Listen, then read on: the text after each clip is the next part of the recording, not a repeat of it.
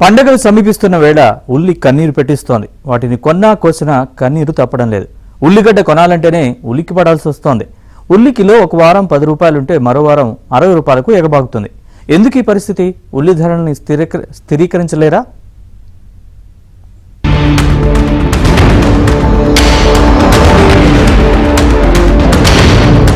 అన్ని వంటకాల్లో వాడే ఉల్లిగడ్డ ధరలు రోజు రోజుకు పెరగడంతో వినియోగదారులు ఉలిక్కి పడుతున్నారు. కిలో ధర రిటైల్ మార్కెట్లు 70 రూపాయలు పైబడి పలుకుతుండటంతో ఆందోళన వ్యక్తమవుతుంది.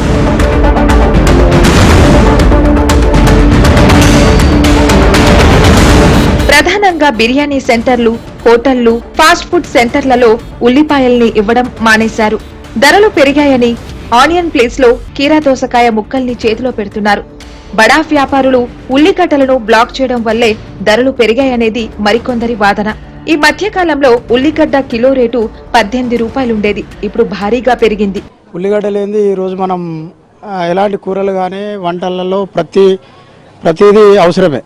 ఈ ఉల్లిగడ్డ ఈరోజు సామాన్యులు తినలేని పరిస్థితి ఉన్నది. ఎందుకంటే 80 రూపాయలు పెట్టి కొనాలంటే ఒకరోజు కూరగాయలు వస్తాయి మొత్తం, కానీ ఉల్లిగడ్డ లేనిది కూరలు వండుకోలేని పరిస్థితి. కాబట్టి దీని మీద ప్రభుత్వం కొంచెం దృష్టి సారించి ఈ దళారీ వ్యవస్థను నిర్మూలించి ఒక సామాన్యునికి అందుబాటులో ఉల్లిగడ్డ ధరను తీసుకురావాలని కోరుకుంటున్నాం.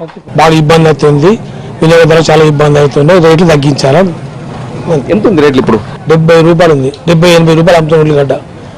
నిత్యావసర వస్తువులు అన్ని పెరిగినాయి కాబట్టి సామాన్యులకు బాగా ఇబ్బంది అవుతున్నది.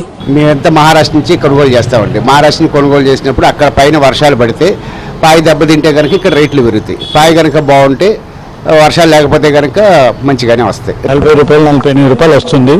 మేము 60 రూపాయలు రిటైల్ అమ్ముతున్నాం, 70 రూపాయలు అమ్ముతున్నాం. వైట్ అయితే 70 రూపాయలు అమ్ముతున్నాం, రెడ్ అయితే 55-60 రూపాయలు అమ్ముతున్నాం. హోల్సేల్ 45-47 ఖరీదు అవుతుంది. బస్ ఒక 5-10 కేజీ డ్యామేజ్ వస్తుంది. ధరలు పెరగడానికి కారణం అని హోల్సేలర్ ఏం చెప్తున్నారు? హోల్సేల్ ఏం షార్టేజ్ ఉందని చెప్తున్నారు. దిగుబడి కరెక్ట్ లేదు, దిగుబడి బాగాలేదు, అందుకే రేటు బాగా పెరుగుతుంది. హోల్సేల్ వాళ్ళు బాగా రేట్లు తీసుకుంటున్నారు. పంట చేతికి రాకుండానే ఉల్లి ఎగుమతులపై కేంద్రం ఆంక్షలు తొలగించడంతో బడా వ్యాపారులు విదేశాలకు ఎక్స్పోర్ట్ చేసేందుకు మొగ్గు చూపారు. దీంతో దేశంలో ఉల్లి ధరలు ఒక్కసారిగా పెరిగాయి. దేశీయంగా ఉల్లికి మెరుగైన ధర దక్కేందుకు ఎక్స్పోర్ట్ పై టన్నుకు $550 ఉన్న కనీస ఎగుమతి ధరను తొలగించింది. దీంతో ధరలు చుక్కల్ని అంటాయి.